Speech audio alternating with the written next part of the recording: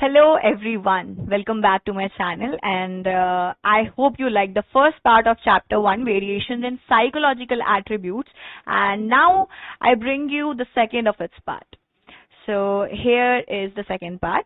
हमने last part में हमने कहाँ तक करा? हमने करा साइकोमेट्रिक अप्रोच तक. हमने सारी साइकोमेट्रिक अप्रोच के बारे में पढ़ लिया था, चाहे वो यूनी थ्योरी हो या फिर टू फैक्टर थ्योरी हो या फिर हमारी लाइक 7 टाइप ऑफ इंटेलिजेंसेस वाली थ्योरी हो या हमारी लेवल 1 लेवल 2 वाली थ्योरी हो, वो हमने सारे कर लिए थे. Then we are on the information processing approach. अब हम इंफॉर्मेशन प्रोसेसिंग अप्रोच के बारे में पढ़ेंगे. हमने साइकोमेट्रिक पढ़ लिया जो कि स्ट्रक्चरल पार्ट था, एंड इंफॉर्मेशन प्रोसेसिंग वो इस चीज पे फोकस करेगा कि इंफॉर्मेशन कैसे प्रोसेस हो रही है एंड उसके लाइक फंक्शनिंग पे ज्यादा फोकस करेगा, ज्यादा फोकस देगा उसकी फंक्शनिंग पे, not on the structure. Okay, so let's start with it.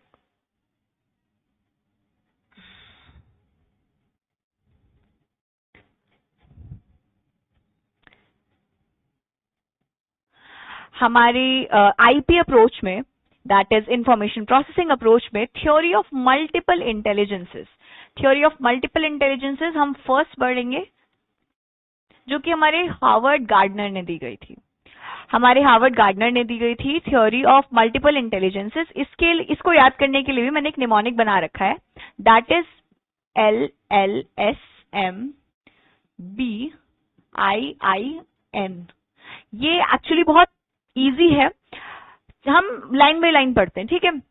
Harvard gardener proposed a theory of multiple intelligences. According to him, intelligence is not a single entity, rather distinct type of intelligences exist. Okay, very clear. ठीक है, single entity नहीं है, बहुत type of intelligence exist करते हैं, but ऐसा जरूरी नहीं है कि वो एक दूसरे पे डिपेंडेंट है.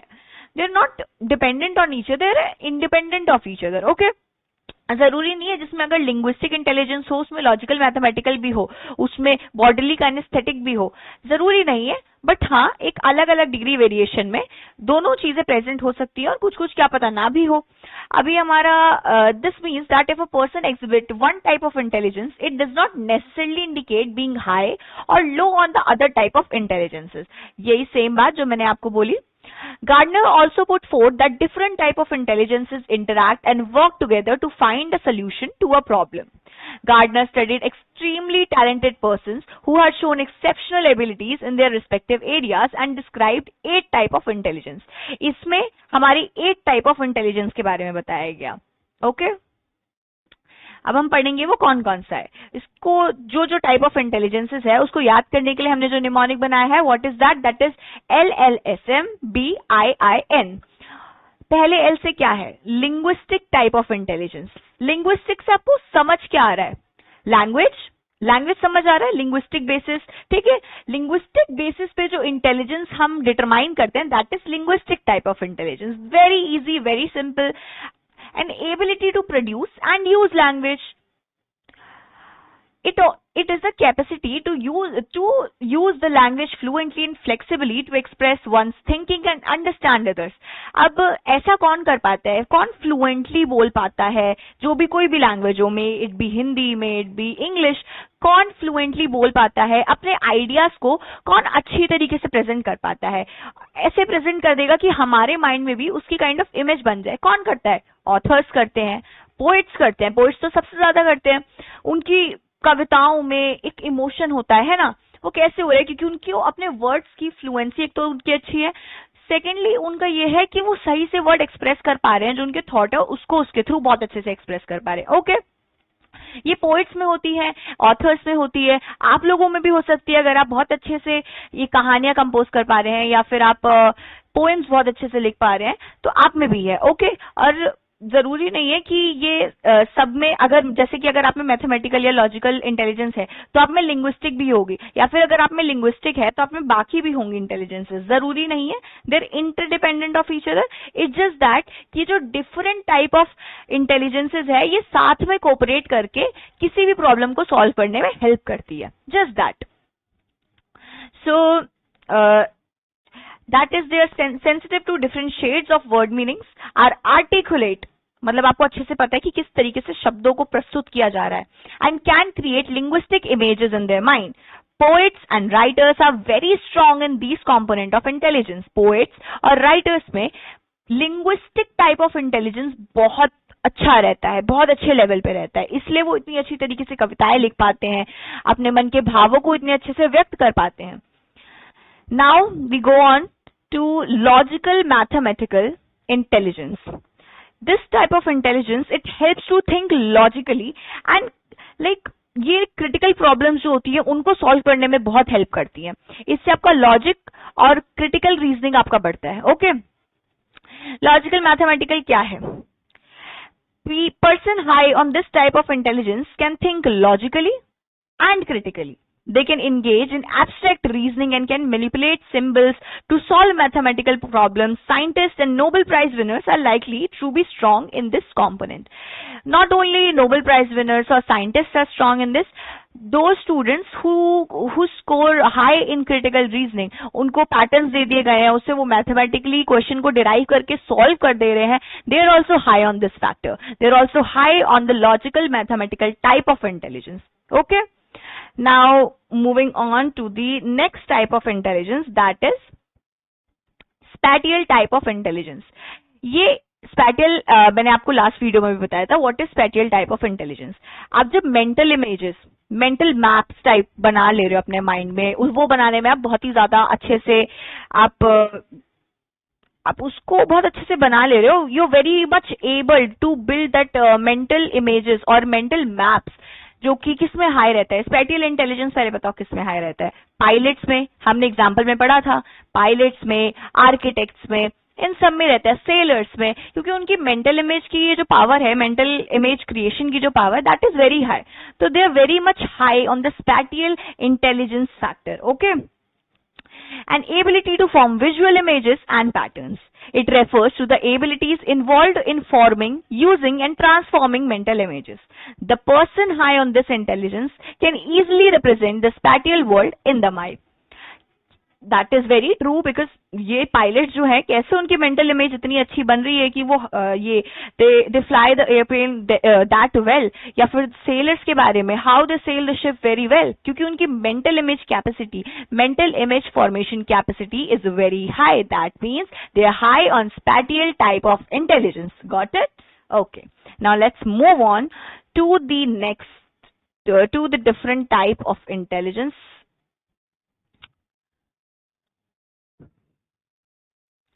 हमारा LL हो गया, SB हो गया. हम क्या निमोनिक थे? हमारे निमोनिक थे LL, SM, B, IIN. Okay, हमारा क्या क्या हो गया? लिंग्विस्टिक टाइप ऑफ इंटेलिजेंस हो गया, logical mathematical type of intelligence हो गया, दैट इज वो जो एनालिटिकल वाला पार्ट है, दैट. S हो गया हमारा स्पैटियल काइंड ऑफ इंटेलिजेंस. अब हम चाहेंगे M. What is M? Musical kind of intelligence, an ability to produce and manipulate music rhythms and patterns. It is the capacity to produce, create and manipulate musical patterns.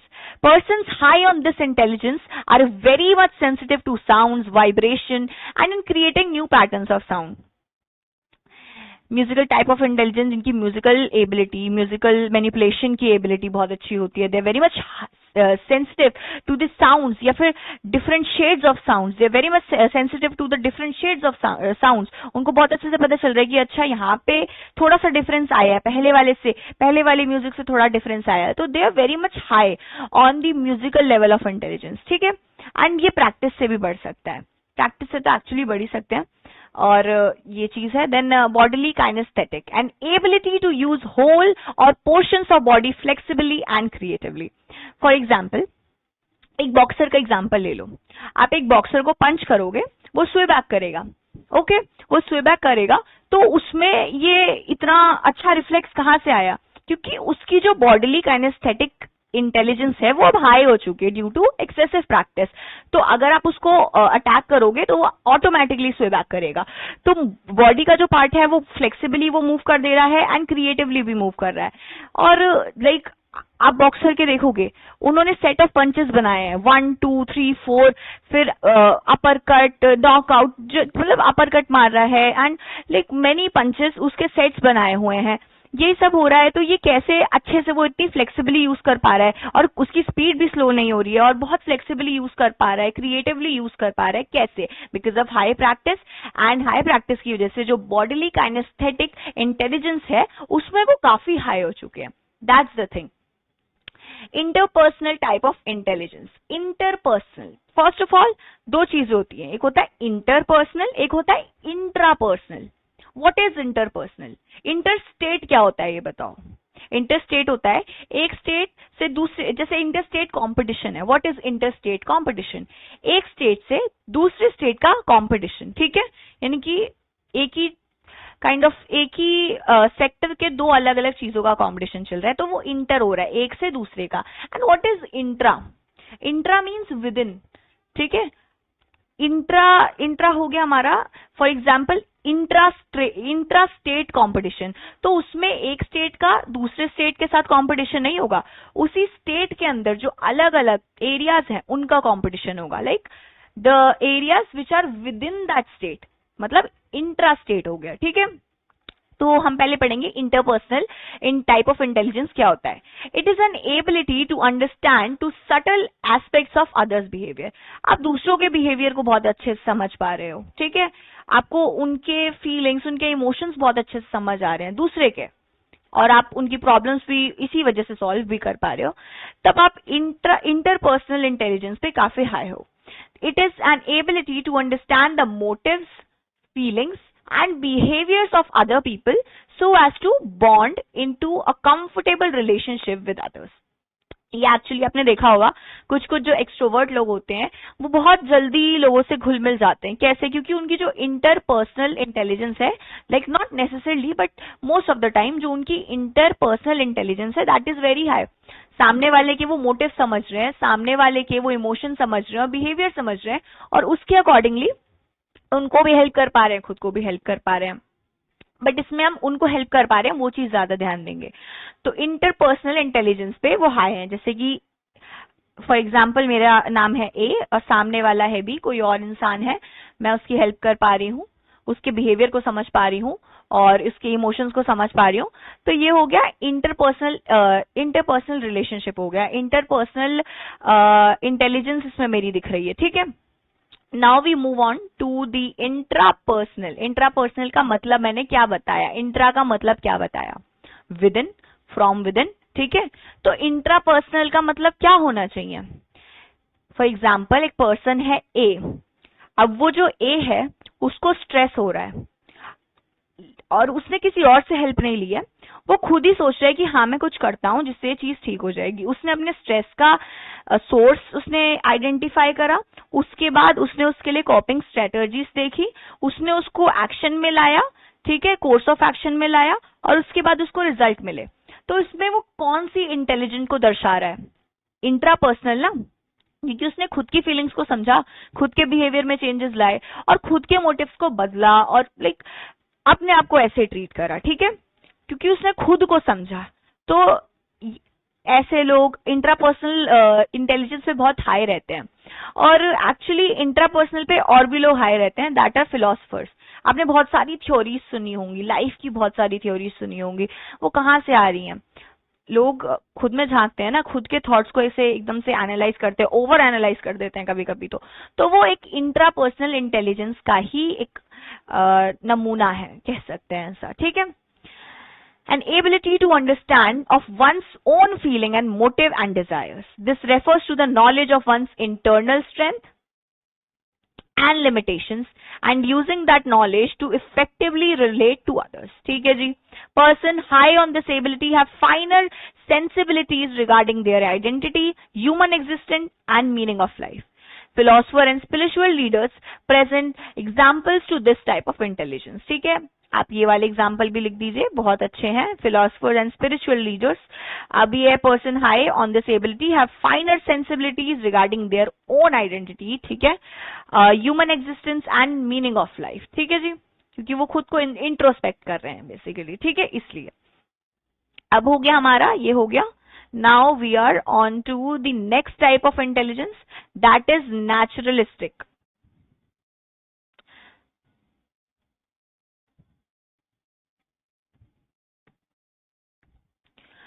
naturalistic, an ability to identify features of the natural world. ये कौन सी type की intelligence होती है भाई? आप nature में जाते हो, ठीक है, नेचर में जाते हो, लाइक पहाड़ों में जा रहे हो, ठीक है, पहाड़ों में गए आप वहां पे एक शांत जगह पे बैठे और आप एकदम शांत हो, कोई आसपास नहीं है आपके, आप बस उस नेचुरल ब्यूटी को ऑब्जर्व कर रहे हो, बस देख रहे हो और आपको बहुत अच्छा लग रहा है, बहुत आपको सेंस ऑफ सेरेनिटी आपको फील हो रही है, ठीक है, बहुत काम हो रखा है सब कुछ और आप बहुत खुश हो रहे हो। आप पत्तियों को देख रहे हो, उनके कलर्स को देख रहे हो, चिड़िया जा रही हैं आप उनको देख रहे हो, आप आसमान के कलर को देख रहे हो, तो आप इसमें कौन सी टाइप ऑफ इंटेलिजेंस यूज कर रहे हो? नेचुरलिस्टिक टाइप ऑफ इंटेलिजेंस, ठीक है। This involves complete awareness of our relationship with the natural world. It is useful in recognizing the beauty of different species of flora and fauna. What is flora and fauna? Flora means the plant side of the environment and fauna means the animal side of the environment. ठीक है, लेकिन मैंने बहुत formally बताया, मतलब मैंने बहुत informally बताया फ्लोरा एंड फौना का definition, but yeah that is what it is, and making subtle discrimination in the natural world. ठीक है जी, subtle discrimination in the natural world ये भी है, और जो मैंने आपको एग्जांपल दिया, सिनेरियो बताया, उसमें आप naturalistic type of intelligence use कर रहे हो। ठीक है, अब इस टाइप ऑफ इंटेलिजेंस हम तो चलो कभी कभी जा रहे हैं, इस टाइप ऑफ इंटेलिजेंस में, नेचुरलिस्टिक टाइप ऑफ इंटेलिजेंस में कौन हाई होता है?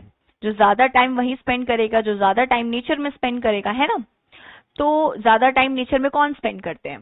Hunters, farmers, tourist, botanist, zoologist and the bird watchers. ठीक है, इसीलिए इनकी जो नेचुरलिस्टिक इंटेलिजेंस रहती है वो बहुत हाई रहती है। फार्मर्स को बहुत जल्दी पता चल जाता है कि लाइक उनकी कोई फसल उगी है, उस हम नहीं बता पाएंगे कि ये सही है या खराब फसल है, उतने अच्छे से नहीं बता पाएंगे। उनको सटल डिस्क्रिमिनेशंस पता चल जाते हैं, सटल डिफरेंसेस पता चल जाते हैं, क्योंकि उन्होंने उतना टाइम स्पेंड करा है, एंड उसकी वजह से जो उनकी नेचुरलिस्टिक इंटेलिजेंस है, नेचुरलिस्टिक टाइप ऑफ इंटेलिजेंस है, उस पर they are very high on it. ठीक है, दैट्स द थिंग। अब है हमारी अब क्या पूरी हो गई? हमारी हो गई थ्योरी ऑफ मल्टीपल इंटेलिजेंसेस पूरी। ठीक है, कितने टाइप ऑफ इंटेलिजेंस रहे इसमें? 8 टाइप ऑफ इंटेलिजेंस रहे। इसका निमोनिक क्या रहा?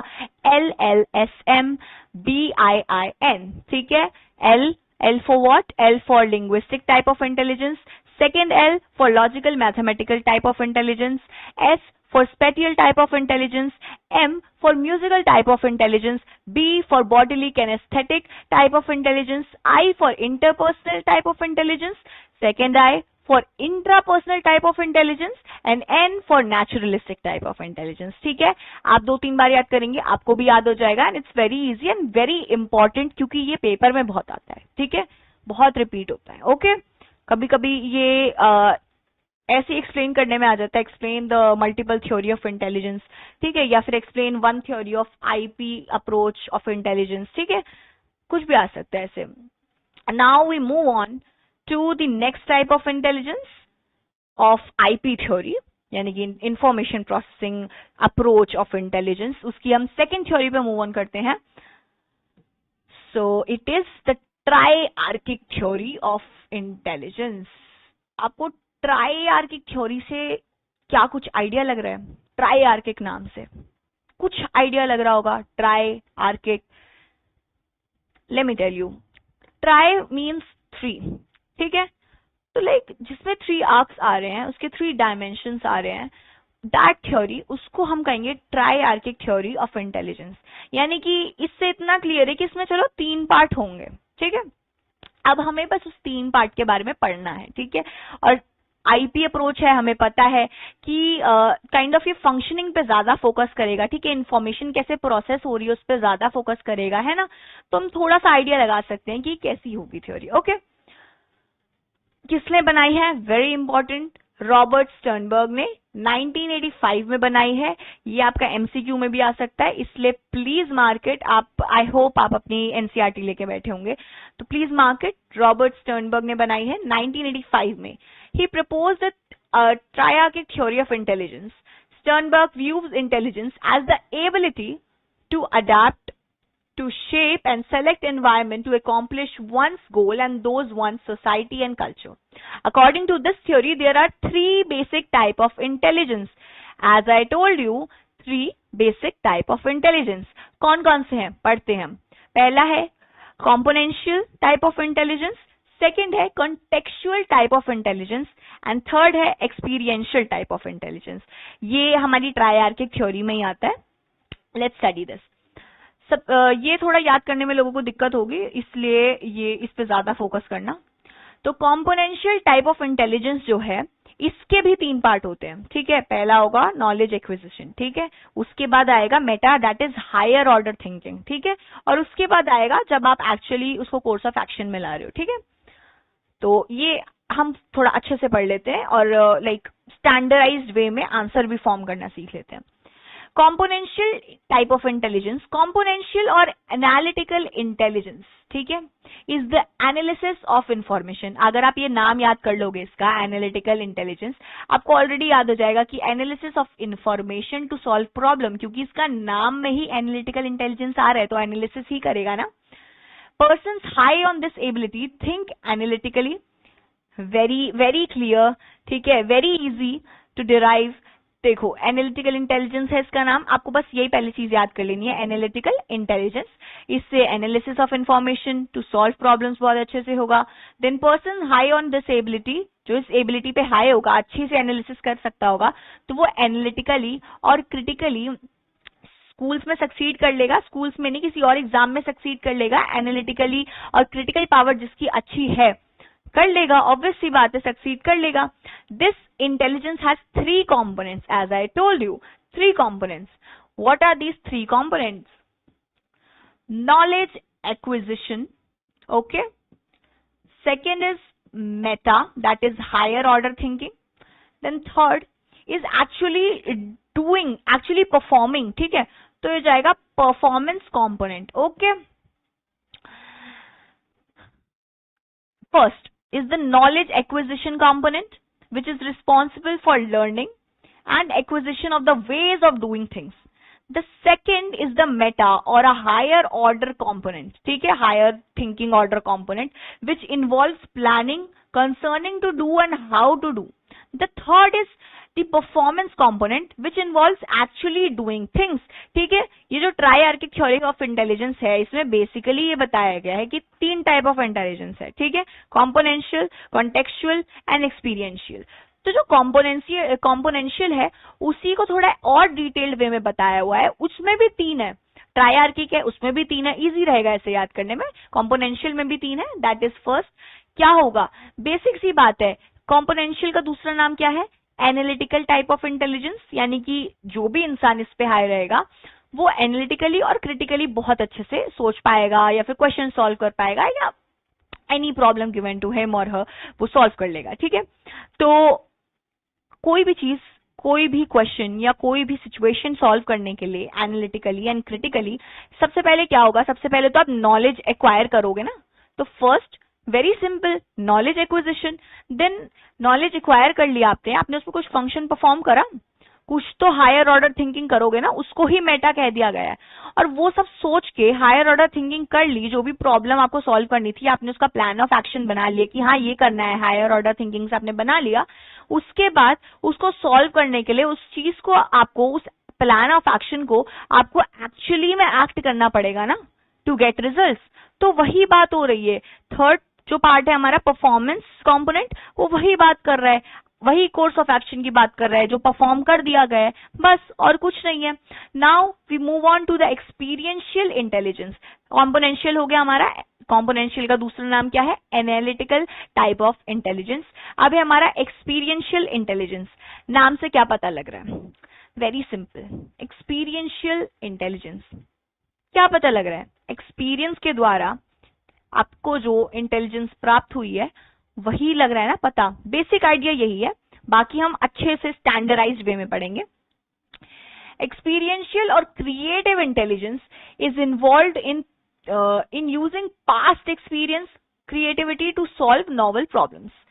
It is reflected in creative performance, person high on this aspect integrate different life experiences in original way to new discoveries and inventions. They quickly find out which information is crucial in given information. ये बहुत necessary है life में, क्योंकि experience से हमें सीखना चाहिए. And experiential intelligence हमें यही सिखाती है कि जो जो लाइफ के एक्सपीरियंसेस रहे हैं, डिफरेंट लाइफ के एक्सपीरियंसेस रहे हैं, जो आगे जाके आपके लाइफ में कोई भी प्रॉब्लम आ रही है, कोई सिचुएशन आ रही है, how to act in that, जो पुराने एक्सपीरियंस रहे हैं उससे सीख के, ठीक है, how to act in that situation, the new one. तो एक्सपीरियंशियल इंटेलिजेंस यही है. बाकी इसमें हमें यही लिखना है जो हमसे इसमें पूछा गया है कि using past experience creatively to solve many problems. आपको क्रिएटिवली वर्ड बहुत यूज करना है, to solve novel problems in new problems, ठीक है, और to make new discoveries and invention and quickly find out in which the information, the past information is crucial in the given situation, the new one. यही है हमारी experiential type of intelligence. Very simple, नाम से ही पता लग रहा है हमें, ठीक है. Now we move on to the contextual intelligence. आपको नाम से क्या पता लग रहा है? What is contextual intelligence? Basic idea लगाओ.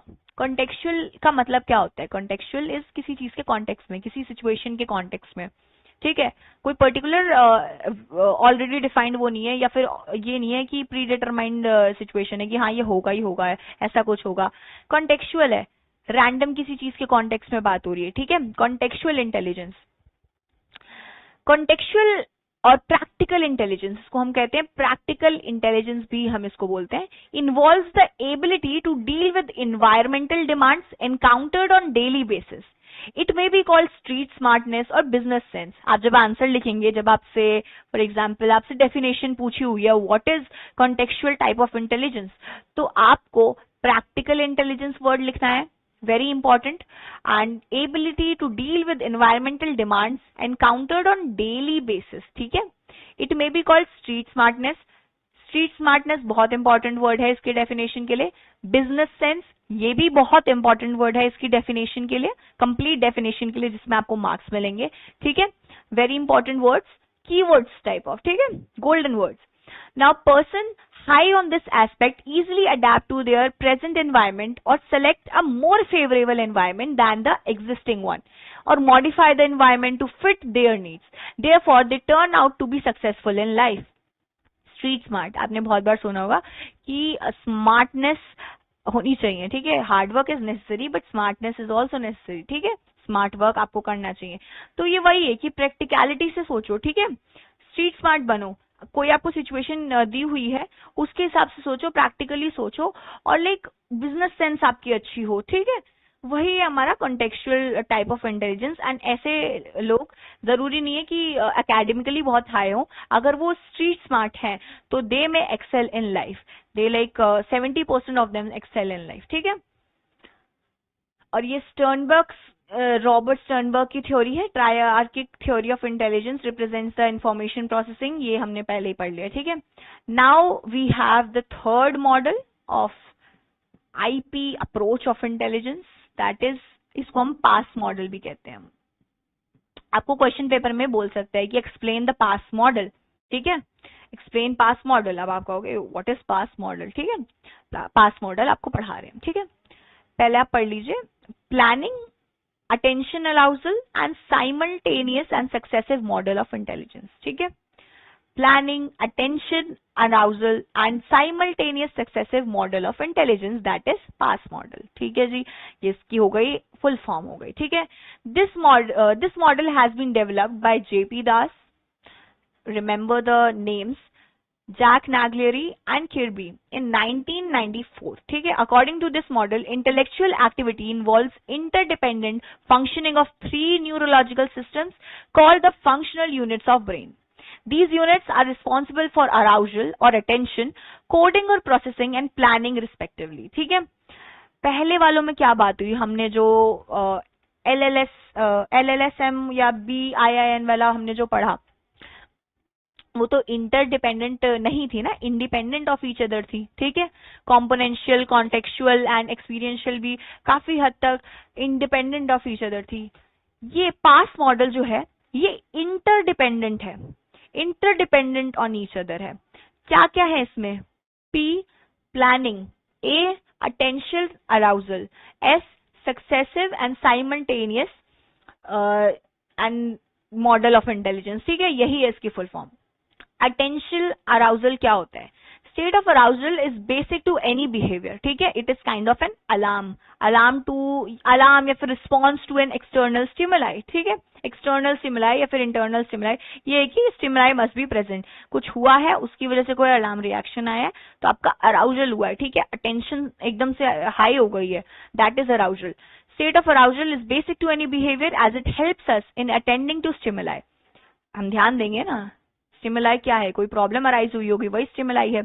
Attention and arousal enable a person to process information. जी, an optimal level of arousal focuses on our attention to relevant aspects of problem.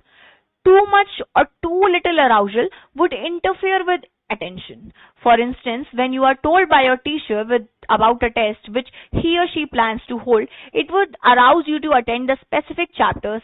Arousal forces you to focus on attention on reading, learning and revising the contents of chapter. ये तो हमने positive effect बताया है। जब ऐसा भी नहीं है कि बहुत कम अराउजल है या फिर कभी बहुत ज्यादा अराउजल है, बट प्रॉब्लम तब अराइज होती है जब या तो आपका एकदम ही अटेंशन या अराउजल बोल सकते हो बहुत ही कम है, क्योंकि तब आप फोकस नहीं करोगे। जो आपको चैप्टर्स पढ़ने के लिए बोले अकॉर्डिंग टू दिस एग्जांपल, आप उस पर फोकस नहीं करोगे, you will score bad marks in your test. ठीक है, लेकिन अगर आपका एक्सट्रीमली ज्यादा टेंशन हो गया है, एक्सट्रीमली अराउजल हो गया है, तो आप तब भी नहीं फोकस कर पाओगे, क्योंकि आप एंशियस हो जाओगे कि क्या होगा क्या होगा क्या होगा, बहुत ज्यादा अलार्म्ड हो जाओगे, आप फोकस ही नहीं कर पाओगे। इसलिए एक बैलेंस्ड, ना तो ज्यादा होना चाहिए ना तो कम होना चाहिए। ठीक है, वो इंटरफेयर कर देगा प्रॉपर फंक्शनिंग में, अगर ज्यादा हुआ या फिर कम हुआ, बहुत ही ज्यादा कम हुआ।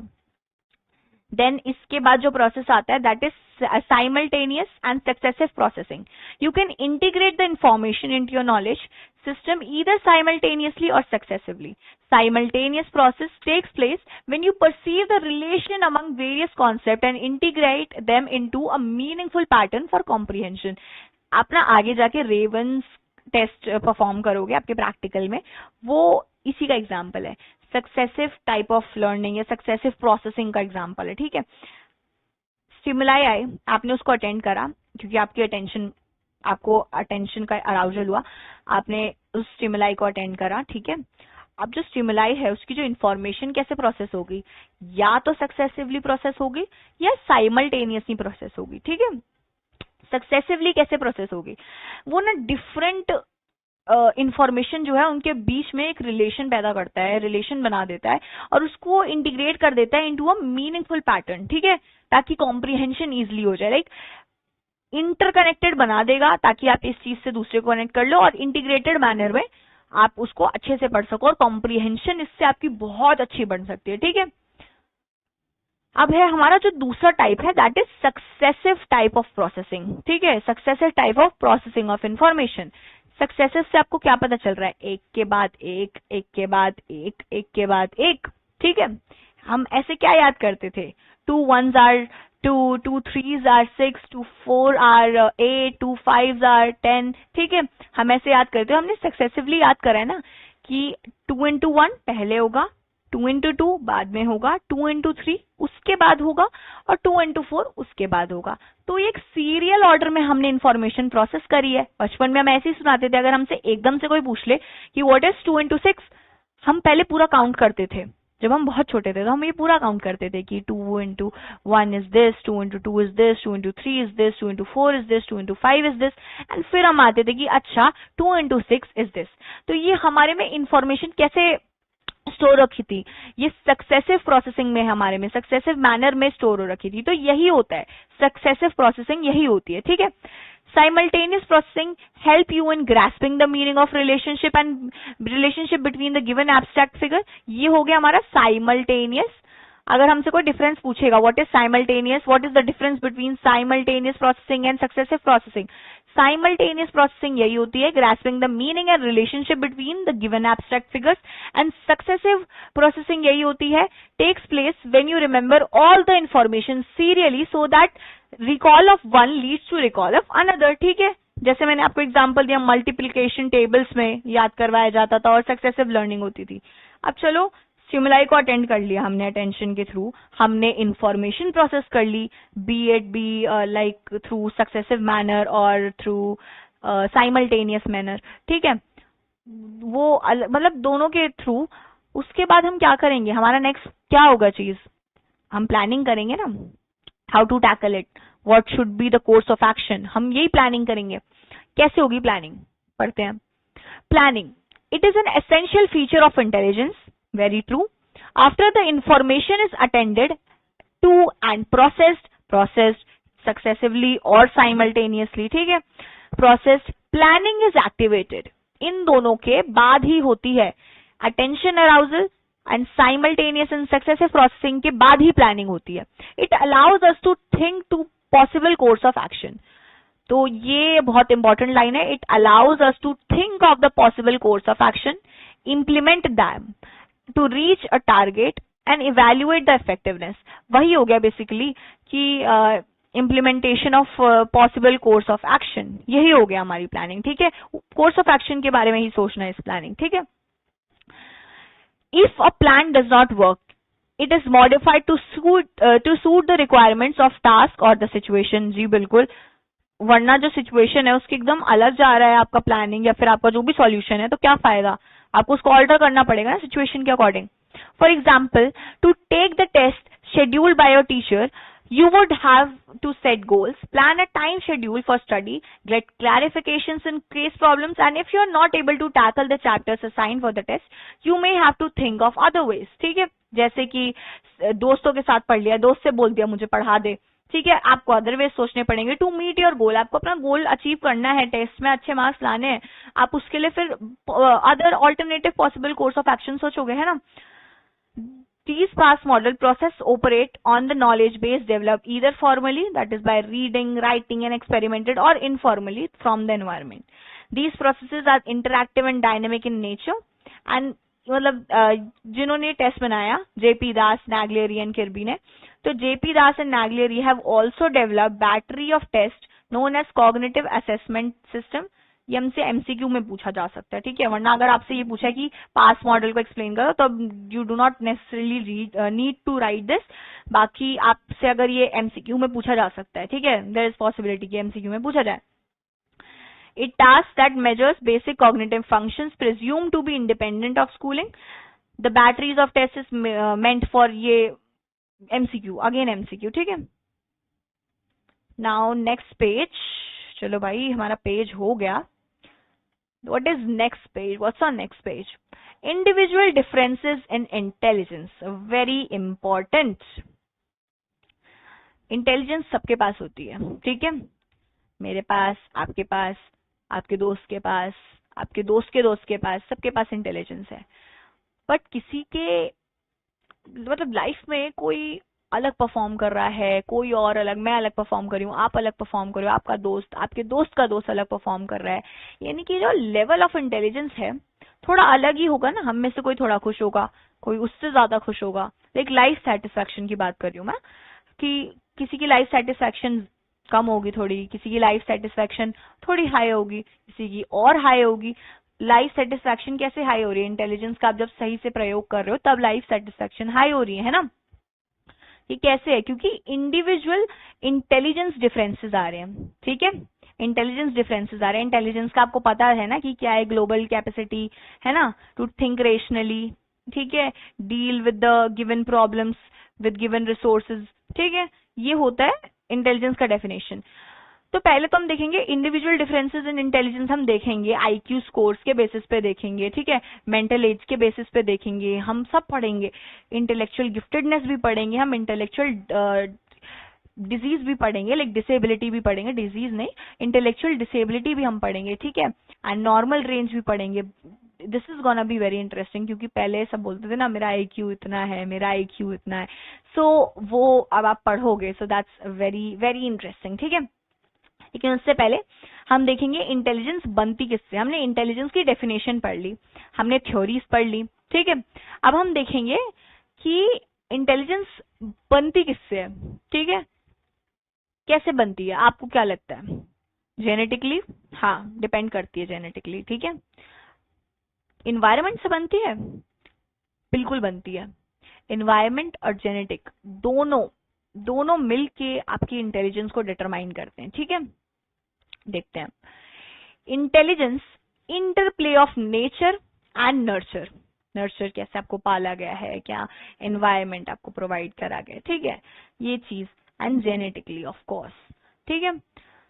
अब हम ये देखेंगे कि इंटेलिजेंस, ये एक एग्जाम्पल के थ्रू बताया गया है हमें कि twins or like fraternal twins and identical twins के एग्जाम्पल के बारे में, एंड सिबलिंग्स, मतलब जो like the brother and sister वाले twins and the siblings reared together, उसके एग्जाम्पल के थ्रू हमें बताया गया है कि इंटेलिजेंस में कितना डिफरेंस आ सकता है या फिर कितना कोरिलेट कर सकते हैं।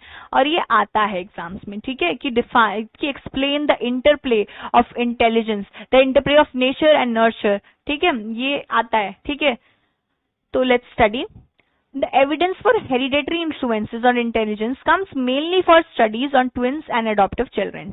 हमसे एक और क्वेश्चन की तरह पूछ सकता है कि explain the evidence of hereditary influences on intelligence। तो अगर आपसे ये पूछा कि evidence for hereditary influences, तो आप किसका एग्जाम्पल दोगे? The studies on twins and adoptive children, ठीक है।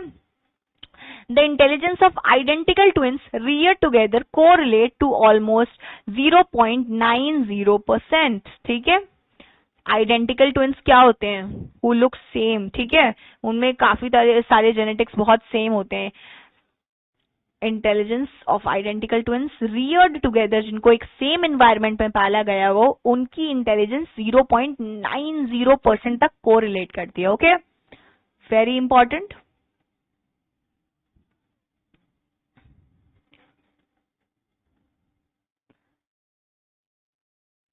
Identical twins together 0.90, ओके, या फिर नोन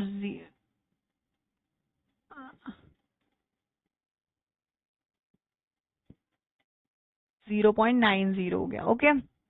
नाउ सेकेंड हम देखेंगे, twins separated early in childhood also show considerable similarity in the intellectual personality and behavioural characteristics. The intelligence of identical twins reared in different environments correlate to 0.72%, 0.72, ठीक है, not percent, तो कितना हुआ? 0.72। आप ये numbers लिख लो, दे गोना हेल्प। 0.90, 0.72, ओके। ये identical twins जो हैं, जो अलग अलग एनवायरनमेंट में इनको रियर करा गया है, उनकी इंटेलिजेंस कितनी कोरिलेट करती है? 0.72। सबसे पहले क्या था? 0.90। आइडेंटिकल ट्विंस जो सेम एनवायरनमेंट में रियर हुए हैं, 0.90 सबसे हाई, ऑब्वियसली हाई रहेगी, ठीक है, कॉमन सेंस है, ओके। उसके बाद है आइडेंटिकल ट्विंस जो अलग अलग एनवायरनमेंट में रियर करे गए हैं, 0.72, उससे थोड़ी सी कम। नेक्स्ट हम देखेंगे those of fraternal twins, those who are not identical twins, they are fraternal twins, rear together correlate almost to 0.60%। जी बिल्कुल, भले ही रियर टुगेदर हो रहे हैं but they are fraternal twins, ठीक है। And those of brothers and sisters reared together correlate about 0.5%, ठीक है। while sibling rears apart correlate about 0.25%। आपको ये चीज याद करनी है कि 1, 2, 3, 4 एंड 5, आपको 5 कैटेगरीज दी हुई हैं, ठीक है, 5 कैटेगरीज दी हुई हैं। सबसे पहले क्या होगा? सबसे इतनी ज्यादा अगर किसी चीज की वो है कि 0.90 आ रहा है किसी का पॉइंट, तो वो टुगेदर रियर हुए होंगे, आइडेंटिकल हुए होंगे, ज्यादा सिमिलैरिटीज होंगी, तो ऑब्वियस सी बात है ये होगा। उससे थोड़ा सा कम कि आइडेंटिकल हैं बट अलग अलग एनवायरनमेंट में हुए हैं, 0.72। देन फ्रेटर्नल जो है लेकिन साथ में हुए हैं, that is 0.62। Brother and sister जिनको साथ में रियर करा गया है, सेम एनवायरनमेंट में रियर करा गया है, वो हो गए 0.50। और जिनको ब्रदर एंड सिस्टर या जो भी सिबलिंग है जिनको अलग अलग इन्वायरमेंट में रियर करा गया है उनका होगा 0.25, ठीक है, उतना कोरिलेट करेंगे ये लोग। ये हो गया हमारा, बहुत इंपॉर्टेंट है, आप ये लिख लीजिए साइड में। With respect to the role of environment, studies have reported that as children grow in age, their intelligence level tends to move closer to that of their adoptive parents. ठीक है, hereditary influences होते हैं जैसे कि यहाँ पे बताए गए हैं, लेकिन ये भी स्टडीज ने बताया कि as they grow, as the children grow, तो किसी ने अगर उनको अडॉप्ट करा है तो उनकी जो इंटेलिजेंस है वो अपने अडॉप्टिव पेरेंट्स की तरह ज्यादा हो जाएगी, क्योंकि उनको उस इन्वायरमेंट को प्रोवाइड करा गया है। ठीक है, तो इन्वायरमेंट बहुत हेल्प करता है, बहुत चेंजेस लाता है। ठीक है, children from disadvantaged home adopted into families with higher socioeconomic status exhibit a large increase in their intelligence scores. Obviously, क्योंकि उनको एक अच्छा एनवायरनमेंट प्रोवाइड हो रहा है और उनकी इंटेलिजेंस जो है वो अपने अडॉप्टिव पेरेंट्स की तरह होती जा रही है। पहले उनको इतने रिसोर्सेज नहीं थे तो उतनी इंटेलिजेंस हाई नहीं थी, बट बाद में प्रोवाइड हुए और उनकी इंटेलिजेंस हाई हुई। एंड ये एक एविडेंस है कि जो आपका जब इन्वायरमेंटल डेप्रिवेशन होता है, सोशियो इकोनॉमिक डेप्रिवेशन होता है, वो आपके इंटेलिजेंस पे बहुत बहुत इफेक्ट करता है। ठीक है, और इसीलिए इकोनॉमिकली वीकर सेक्शन जो होते हैं वो सोशली इकोनॉमिकली थोड़े से वीक होते हैं। ठीक है, इसी वजह से इनको रिजर्वेशन प्रोवाइड किया जाता है, ताकि क्योंकि उनको इतना अच्छा एनवायरनमेंट प्रोवाइड नहीं हुआ है तो वो उतने एफिशिएंटली नहीं परफॉर्म कर पाएंगे, इसलिए रिजर्वेशन ईडब्ल्यूएस को भी दिया जाता है। ओके, ये टॉपिक से बहुत अलग था बट याद आया, सो आई जस्ट नाउ। एंड आपसे ये पूछा अगर कि interplay of nature and nurture बताओ, आपने ये लिख दिया, फिर आपने लिख दिया अडॉप्टिव पेरेंट्स का रोल आगे लाइफ में जाके बढ़ जाता है, और कैसे जो सोशियो इकोनॉमिकली थोड़े से डिप्राइव्ड होते हैं उनको अच्छा एनवायरनमेंट प्रोवाइड किया जाए, हाई स्टेटस पे प्रोवाइड किया जाए तो कैसे बेटर परफॉर्म करते हैं, ये सब आपने लिख दिया। ठीक है, और फिर आप लास्ट में लिख दोगे these are the evidences that prove that intelligence is an interplay of nature and nurture. ठीक है, ये हो गया, हमने पढ़ लिया इंटेलिजेंस कैसे बना, मतलब कैसे डेवलप हुआ। ठीक है, डेवलप इन द सेंस एक इंडिविजुअल में कैसे डेवलप हो रहा है, नेचर के थ्रू भी हो रहा है, नर्चर के थ्रू भी हो रहा है। ठीक है, अब हम देखेंगे हम असेस कैसे करेंगे इंटेलिजेंस को, इस पर्सनालिटी ट्रेट को। इंटेलिजेंस जो है हमारा एक टाइप ऑफ पर्सनालिटी ट्रेट है, उसको हम मेजर कैसे करेंगे। क्या लगता है आपको कैसे मेजर करेंगे? अभी जो मैंने बात कही थी ये टॉपिक समझाने से पहले, IQ इंटेलिजेंस क्वेश्चंट के थ्रू हम मेजर करेंगे। ठीक है, इंटेलिजेंस क्वेश्चंट, तो intelligence question that is IQ, और हम उसको निकालना सीखेंगे। Let's start. In 1905, Alfred Binet and Theodore Simon made the first successful attempt to formally measure intelligence. In 1908, when the scale was revised, they gave the concept of mental age, that is MA, which is measure of person's intellectual development. What is mental age? For example, यहाँ पे A, B, C 5 साल के बच्चे हैं तीनों। ठीक है, अब जो A है वो मेंटली थोड़ा B और C से थोड़ा हाई है, तो उसको हाईली इंटेलिजेंट कहा जाएगा, क्योंकि वो अपने एज ग्रुप के जो बच्चों से है मेंटली हाई है। मेंटल एज जो होती है वो होती है कि एक ग्रुप ऑफ इंडिविजुअल जो है कौन सी मेंटल एज शेयर करते हैं, उनकी एज के अकॉर्डिंग उसको मेंटल एज कहा जाता है। ठीक है, which is measure of person's intellectual development relative to people of his और हर एज ग्रुप। ठीक है, mental age of 5 means that the child's performance of an intelligence equal to average performance level of group of 5-year-olds. ठीक है, got it. Then आएगी हमारी CA. What is CA? पहले हो गया mental age, that is MA. अब आएगी हमारी CA. What is CA? Chronological age. Chronological age, mental age चलो आपने बता दिया, intellectually कितना है, आपको क्या लगता है chronological age क्या होगी? Chronology समझिए क्या होगा, biological age होगा। ठीक है, तभी तो हम मेजर करेंगे एज के, हम बायोलॉजिकल एज को भी तो मेजर करेंगे, वो भी तो इफेक्ट डालता है। ठीक है, chronological age is the biological age from birth. A bright child's MA mental age is more than his CA. Obviously, आप अपनी एज के अकॉर्डिंग जितने भी आप मतलब आपकी एज के बच्चे हैं उनसे ज्यादा आप इंटेलिजेंट हो तो आपकी मेंटल एज आपकी क्रोनोलॉजिकल एज से ज्यादा है, तो इसीलिए तो आप ज्यादा इंटेलिजेंट हो। बेसिक चीज है, बेसिक कॉन्सेप्ट है, सब क्लियर हो जाएंगे, ठीक है। और इसको हम नापेंगे कैसे? चलो, क्रोनोलॉजिकल एज और मेंटल एज के बारे में उनकी डेफिनेशन किसने बताई? Alfred beneath and Theodore Simon ने। लेकिन 1912 में विलियम स्टर्न ने, a German psychologist, device the concept of intelligence question, ठीक है। पहले तो ऑल्फ्रेड बिनेट ने एंड साइमन ने बताई what is mental as, what is chronological age, ठीक है। उन्होंने बस डेफिनेशन दी। अगर आपसे पूछा जाए एमसीक्यू में कि आईक्यू इंटेलिजेंस क्वेश्चन जो है वो कब डेवलप हुआ, आप पहली बात तो 1905 मत लिख कर आना, क्योंकि वो तो डेफिनेशन बस दी थी ना। उसके थ्रू, उस डेफिनेशन के मतलब उसको हेल्प करते हुए कौन लेकर आया है? 1912 में विलियम स्टर्न लेकर आए इंटेलिजेंस क्वेश्चन। उसका फॉर्मूला है IQ. IQ is what? Intelligence quotient. IQ is equals to MA, that is mental age upon chronological age into 100. 100 का इस्तेमाल इसलिए हुआ ताकि डेसिमल ना आए कोई और इजी रहे मेजरमेंट के लिए। तो mental age upon chronological age, mental age is what? Intellectual age, and chronological age is the biological age, ठीक है। Good. The number 100 is used as a multiplier to avoid the decimal point. Obviously हो गया ये हमारा very easy, very simple. हमने intelligent question निकालना सीख लिया। अच्छा, वैसे जैसे इंटेलिजेंट क्वेश्चन होता है, इससे हमें इंटेलेक्चुअल एबिलिटी पता चली बच्चे की।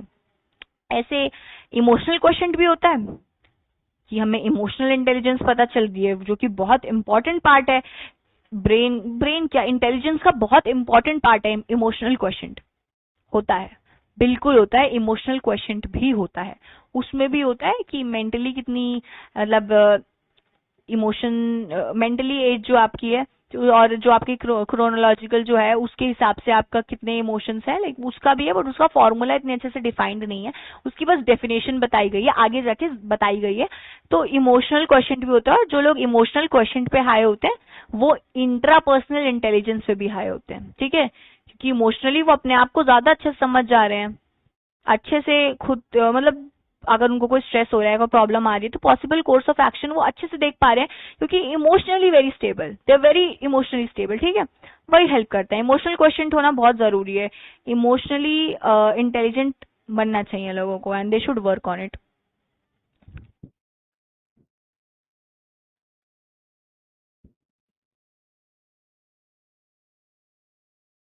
हाँ, हमसे एक और डेफिनेशन पूछी जा सकती है, एक और चीज की definition, that is normal curve. हमसे पूछ लेंगे व्हाट इज नॉर्मल कर्व, तो हम क्या बोलेंगे? What is normal curve?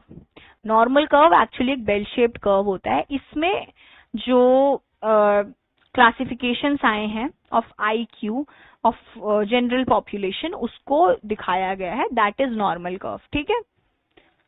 IQ scores are distributed in population in such a way that scores of the most of people tend to fall in the middle range. In the middle range, average range. Only a few people have either very high or very low scores. जिनके बहुत high scores होते हैं, they are intellectually gifted, और जिनके बहुत low score होते हैं, they are intellectually disabled. Okay? Normal curve. The frequency distribution for the IQ scores tend to approximate a bell-shaped curve called the normal curve. ये बहुत अच्छे से याद कर देना, आपको बेल शेप्ड कर्व लिखना ही लिखना है, आपको फ्रीक्वेंसी डिस्ट्रीब्यूशन वर्ड लिखना ही लिखना है। इट इज वेरी इंपॉर्टेंट, ठीक है। इसी में आपको मार्क्स मिलेंगे। अगर आप ये फ्रीक्वेंसी डिस्ट्रीब्यूशन और बेल शेप्ड कर्व नहीं लिखा, आपको मार्क्स नहीं मिलेंगे, ठीक है। नॉर्मल कर्व की डेफिनेशन में लिखना ही लिखना है, ठीक है। अब हमसे अगर क्लासिफिकेशंस पूछ ली IQ स्कोर्स की, वेरी इजी। अगर आप ये 4-5 बार लिख लोगे, ठीक है, आपने देखा, आपने लर्न करा, देन आपने लिख लिया। ये बहुत इजी इसलिए क्योंकि अबव 130 जो होते हैं वो इंटेलेक्चुअली गिफ्टेड होते हैं, ठीक है, अबव 130। तो एक तो ये ब्रैकेट आ ही जाएगा, दैट इज वेरी सुपीरियर वाला। उसके नीचे की आपको थोड़ी सी क्लासिफिकेशन याद करनी है, और सबसे नीचे बिलो 70 इंटेलेक्चुअली डिसेबल्ड होते हैं, तो वो भी हमको ये वाला ब्रैकेट भी याद ही हो जाएगा। बस हमें ये बीच वाले याद करने हैं, जो कि आराम से हो जाएंगे, 4-5 बार आपको प्रैक्टिस करना पड़ेगा। एंड ये बहुत इंपॉर्टेंट बॉक्स है, इसके बहुत बहुत क्वेश्चंस आते हैं, ठीक है। देन ये हो जाएगा हमारा बेल शेप्ड कर्व अगर हमें बनाने के लिए बोल दिया, या नॉर्मल कर्व बनाने के लिए हमें बोल दिया। लाइक हमने चलो क्लासिफिकेशन बता दिया, आईक्यू रेंज बता दी, क्लासिफिकेशन बता दिया, लेकिन हमसे बोला है कि कर्व का पैटर्न भी बनाओ, कर्व के वे में बनाओ। ये तो हमने टेबल के वे में बनाया, हमसे पूछा कर्व का डिस्ट्रीब्यूशन बनाओ, दिखाओ हमें, तो हम ऐसे बनाएंगे, ठीक है। इसको भी आप प्रैक्टिस करोगे तो हो जाएगा, and it is very important. ये आता ही आता क्वेश्चन है, ठीक है। लेकिन ऐसा है कि 95% आएगा ही आएगा क्वेश्चन ये, ठीक है। Let's move on to the next topic.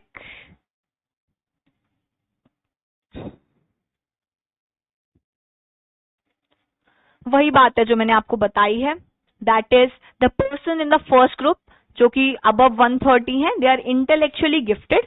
Those in the second group are termed as intellectually disabled. Second group कौन सा है हमारा, बिलो 70, ठीक है, वो होते हैं इंटेलेक्चुअली डिसेबल्ड, ठीक है। और ये नॉर्मल पॉपुलेशन से अलग होते हैं क्योंकि एक में बहुत ही हाई है आईक्यू और एक में बहुत ही लो आईक्यू है, ठीक है।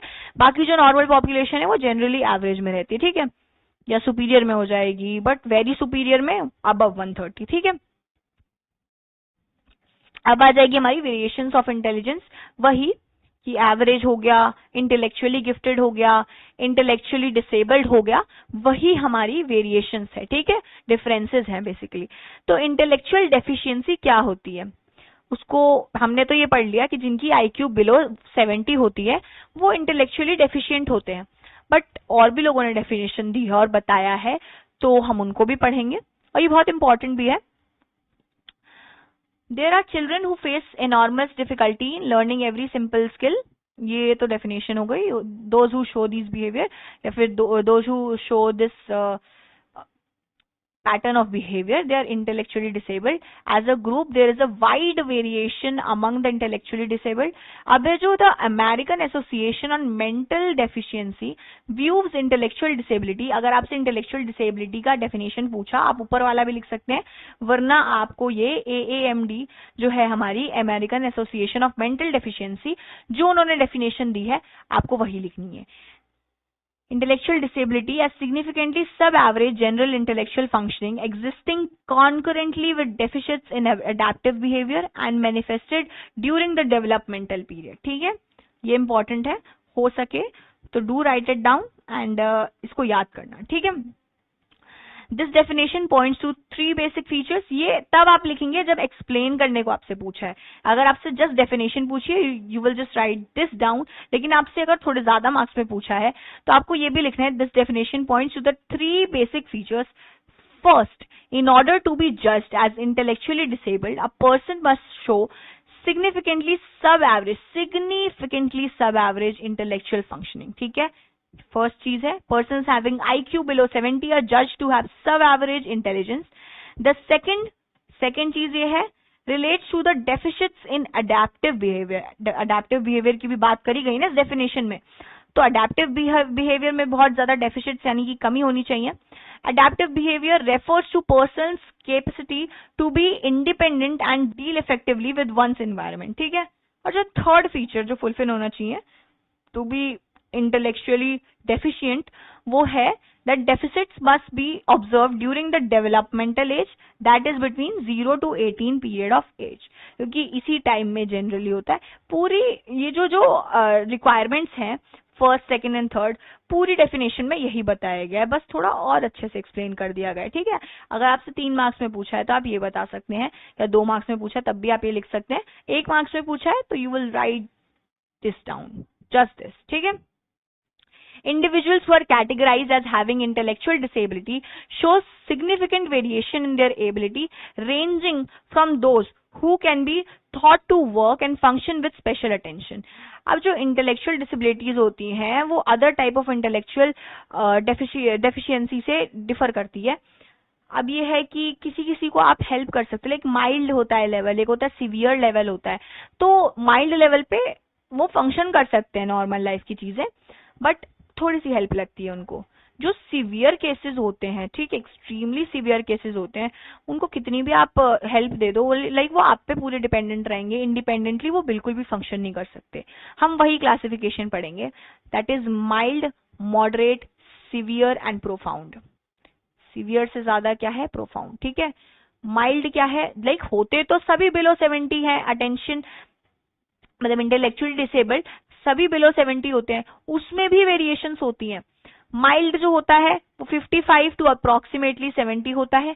ये माइल्ड होता है, इसमें लाइक लोग फैमिलीज होल्ड करते हैं, थोड़ी बहुत जॉब भी करते हैं, थोड़ी सी चीजों के लिए डिपेंडेंट रहते हैं, ठीक है। मॉडरेट जो होगा 35 टू 40, ये है कि moderate disability lag behind their peers in language and motor skills, मतलब लाइक फंक्शनिंग वो थोड़ी सी लेट करते हैं, सामान वगैरह, लाइक मोटर स्किल्स में थोड़े से कच्चे होते हैं, और लैंग्वेज में भी थोड़े से होते हैं, ठीक है। They can be trained in self care skills and simple social and communication skills, ठीक है। They need to have moderate degree of supervision in everyday task, ठीक है। तो लाइक वो लोग भी थोड़ा बहुत फंक्शन कर लेते हैं, बट ये कि वो अपने जनरल पॉपुलेशन से थोड़ा सा लैग बिहाइंड कर लेते हैं, बट फिर भी फंक्शन कर लेते हैं। बट जो सीवियर और प्रोफाउंड केसेस होते हैं वो बिल्कुल भी इंडिपेंडेंटली फंक्शन नहीं कर सकते, उनके लिए एक इंसान होना चाहिए जो कि उनको डेली फंक्शनिंग में हेल्प कर सके, ठीक है। यही चीज है। और प्रोफाउंड और सीवियर केसेस किस में आते हैं, सीवियर आता है 20 टू 25 वाले 20 टू 25 टू 30 टू 40 में, एंड प्रोफाउंड आता है दैट इज बिलो 20 टू 25 की रेंज, तो बहुत ही ज्यादा हो गया, ठीक है। तो वो बिल्कुल इंडिपेंडेंटली फंक्शन नहीं कर सकते, यही है। तो हमने इंटेलेक्चुअल डिसेबिलिटी की बात कर ली। Now let's talk about intellectual giftedness. क्या होता है intellectual giftedness, any guesses? Giftedness से पता चल रहा है कि हाँ भाई इंटेलिजेंस लेवल में बहुत हाई होने वाला है, क्योंकि IQ 130 से अबव है, तो ऑब्वियस सी बात है इंटेलिजेंस लेवल में बहुत हाई होने वाला है। बट गिफ्टेडनेस का एग्जैक्ट मीनिंग क्या है? क्या लोग जो टैलेंटेड होते हैं वो गिफ्टेड होते हैं? नहीं। लाइक ये काफी इंटरचेंजेबल टर्म्स हैं, बट डिफरेंट है, ठीक है। इंटरचेंजेबली ये यूज हो जाते हैं, but these are two different things, giftedness और टैलेंट। गिफ्टेडनेस जो होती है वो थोड़ा वाइडर एस्पेक्ट में होती है, ठीक है, और जो टैलेंट होता है वो थोड़ा नैरोअर कॉन्सेप्ट है, ठीक है। Okay, intellectually gifted individuals show higher performance because of their outstanding potentialities. The study of gifted individuals began in 19 ये इतना वो नहीं है. Although the terms talent and giftedness are often used interchangeably, they mean different things. आपसे इनका मतलब 1 marks में आपका डिफरेंस भी पूछा जा सकता है, ठीक है। आप बोलोगे वो वाइडर टर्म है, वो नैरोअर टर्म है, और एग्जाम्पल दे दोगे दोनों के, ठीक है। गिफ्टेडनेस क्या होता है? जो वाइड एरियाज में एक्सेल करके दिखाए, दैट इज गिफ्टेडनेस। और टैलेंट होता है किसी एक पर्टिकुलर चीज में अच्छा हो, दैट इज टैलेंट, ठीक है। गिफ्टेडनेस थोड़ा हाई लेवल पे, टैलेंट इज नैरोअर टर्म, ठीक है। Giftedness is an exceptional general ability shown in superior performance in a wide variety of areas. Talent is a narrower term and refers to the remarkable ability in an individual in a specific field. ठीक है, जैसे कि spiritual हो गया या social हो गया, aesthetically हो गया। फॉर एग्जाम्पल कोई एक इंसान है, वो लाइक स्पिरिचुअली बहुत अच्छा है, but wide variety of areas में उतना अच्छा नहीं है, तो उसको टैलेंट कहलाएगा। जैसे कि वो आर्ट वगैरह, और या फिर कोई एक इंसान है जिसकी आर्ट बहुत अच्छी है, ठीक है, बट वो वाइड वेराइटी ऑफ एरियाज में उतना एक्सेल नहीं करता, सो आप उस इंसान को टैलेंटेड बोलोगे। बेशक वो टैलेंटेड है, बट वो गिफ्टेड नहीं है, ओके। क्योंकि गिफ्टेड में एक वाइड वेराइटी ऑफ एरियाज में आपको अच्छा होना होता है, ठीक है, एक्सेप्शनल होना पड़ता है, ठीक है, सुपीरियर परफॉर्मेंस होनी चाहिए आपकी बाकियों से वाइड वेराइटी ऑफ एरियाज में। अगर आपकी सुपीरियर परफॉर्मेंस है बट नैरो एरिया में, दैट इज टैलेंट, ठीक है। सटल डिफरेंस है। It has been suggested that the psychologist that giftedness from teacher's point of view depends on the combination of high ability, high creativity and high commitment. ये giftedness के, ये teachers ने जो बताया है, ये गिफ्टेडनेस के मतलब ये इन चीजों का कॉम्बिनेशन है, ठीक है, इसके कंपोनेंट्स हैं ये, तो यही है। और हमें बताया गया गिफ्टेड चिल्ड्रन जो होते हैं वो अर्ली साइंस ऑफ सुपीरियरिटी दिखाते हैं, उनकी कैचिंग पावर बहुत अच्छी होती है, ग्रास्पिंग पावर बहुत अच्छी होती है, उनको ज्यादा जल्दी लोगों से समझ आ जाता है, क्रिटिकली एनालिटिकली बहुत अच्छे से सोच लेते हैं, और लाइक वो इंटरकनेक्ट करके इंटीग्रेटेड मैनर में बहुत अच्छी तरीके से पढ़ लेते हैं। तो ये होते हैं कुछ साइंस इंटेलेक्चुअली गिफ्टेड पर्सन के, ठीक है। सो अभी हम यहीं तक पढ़ेंगे, इसके बाद we will continue with the type of intelligence. पहले ये पूरा कर लेते हैं, फिर नेक्स्ट वीडियो में टाइप्स ऑफ इंटेलिजेंस टेस्ट हम पढ़ लेंगे, एंड उसके साथ हमारा चैप्टर खत्म हो जाएगा। सो let's start. Gifted children show early signs of intellectual superiority even during infancy and early childhood. They show larger attention span, good recognition, memory, preference for novelty, sensitivity to environmental changes, and early appearance of language skills. To equate giftedness with brilliant academic performance is not correct. जरूरी नहीं है कि वो पढ़ाई में अच्छे हों. It's just that कि उनकी grasping power अच्छी होती है और like good recognition memory होती है, attention span उनका बहुत अच्छा होता है, तब आप उनको गिफ्टेड कह सकोगे. ये सब अच्छा है, बट जरूरी नहीं है कि इसके बाद भी वो एकेडमिकली बहुत अच्छा परफॉर्म कर रहे हैं, ठीक है. Each athletes who show superior psychomotor abilities are also gifted, ठीक है, क्योंकि जनरल पॉपुलेशन से वो एक सुपीरियर एबिलिटी दिखा रहे हैं, तो they are also gifted. Each gifted students possess different strength, personalities and characteristics. Some important characteristics of gifted children are advanced logical thinking. आपसे कैरेक्टरिस्टिक्स पूछ सकते हैं ऑफ गिफ्टेड चिल्ड्रन, ठीक है. आपसे पूछ लेंगे डेफिनेशन बताओ गिफ्टेडनेस की, और कुछ कैरेक्टरिस्टिक्स बताओ of gifted children. First is advance logical thinking, questioning and problem solving, वही एनालिटिकली एंड क्रिटिकली जो अच्छे से सोच ले रहे हैं. High speed in processing information, आपने बताया मुझे याद हो गया, मैंने प्रोसेस कर लिया, प्रॉब्लम सॉल्व करके आपको सॉल्यूशन बता दिया, that is high speed in processing information. Third is superior generalization and discrimination ability. Subtle differences उनको पता चल जा रहे हैं, ठीक है. सटल डिफरेंसेस, कोई भी चीज में हल्का सा जो कुछ डिफरेंस आया है उनको पता चल गया, तो डिस्क्रिमिनेशन एबिलिटी उनकी बहुत अच्छी है, ठीक है. या फिर दूसरों से कनेक्ट करने के लिए कुछ जनरलाइजेशंस निकाल दिए, सेम चीजें निकाल दी, वो अच्छी एबिलिटी है इनकी. Advance level of original and creative thinking, creativity बहुत इंपॉर्टेंट कॉम्पोनेंट है, तो advance level of original and creative thinking. High level of interesting motivation and self esteem, बिल्कुल. Independent and non conformist thinking, independent है, ठीक है, non conformist है, ठीक है. कैसे नॉन कन्फर्मिस्ट, क्या होता है नॉन कन्फर्मिस्ट? 10 लोग बोल रहे हैं कि ये ए सही आंसर है, वो अकेला बंदा बोल रहा है कि बी सही आंसर है. Non conformist thinking, non conformist thinking वो दिखा रहा है अपनी, वो एग्जिबिट कर रहा है ये प्रॉपर्टी, तो ये गिफ्टेडनेस का साइन है, ठीक है. Preference for solitary academic activities for long period, ठीक है. ये है कुछ. Performance of intelligence test is not only measure to identify the gifted. Many source of information such as teachers judgment, school achievement record, parents interview, peer and self rating etc. can be used in combination with intellectual assessment. To reach their full potential, gifted children require special attention and different educational programs beyond those provided to normal children in regular classroom. Obviously बात है, जब normal वो चीजें grasp कर चुका है तो और चीजें उसको मिले तो वो और अच्छे से परफॉर्म कर पाएगा, क्योंकि उसमें उतनी हाई एबिलिटी है. These includes life enrichment programs that can sharpen children's skills in productive thinking, planning, decision making and communication. ठीक है, हमने पढ़ लिया गिफ्टेडनेस क्या होता है, उसके क्या क्या कंपोनेंट्स होते हैं, कौन सा कैरेक्टरिस्टिक है जो दिखाता है कि अच्छा बच्चा गिफ्टेड है या नहीं है, हमने सब पढ़ लिया है. अब हम types of intelligence next video में पढ़ेंगे. तो तब तक के लिए thank you for watching and being with me till here, and please like, share and subscribe if you want to. If you like this video, then obviously you will do, but मेरा काम है कहना. And thank you for being with me. Thank you for listening to me till here. Thank you.